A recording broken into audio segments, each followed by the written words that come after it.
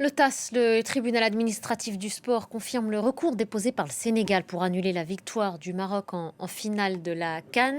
La CAF avait décidé d'attribuer ce trophée au Maroc. Je vous propose d'écouter tout de suite le président de la Fédération sénégalaise de foot et l'un de ses avocats, un de ses conseils. Il donnait une conférence de presse ici à Paris. Benoît Perrochet était sur place.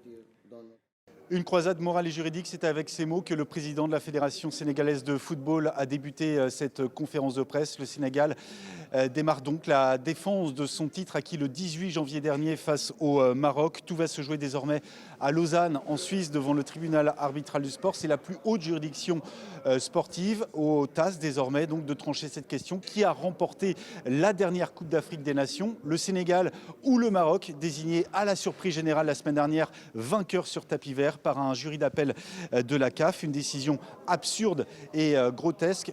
C'est comme ça qu'a qualifié cette décision l'équipe d'avocats internationaux chargés de la défense du dossier sénégalais. Écoutez.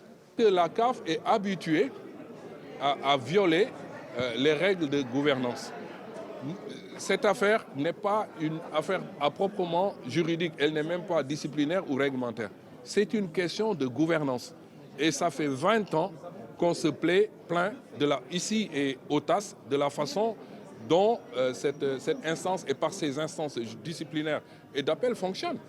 C'est donc toute la crédibilité du foot africain et des instances du foot africain qui va être jugée devant le tribunal arbitral du sport. Une procédure qui pourrait prendre entre 9 et 12 mois, à moins que la Confédération africaine de football et le Maroc acceptent une procédure accélérée. Dans ce cas, la décision pourrait être connue d'ici 2 mois.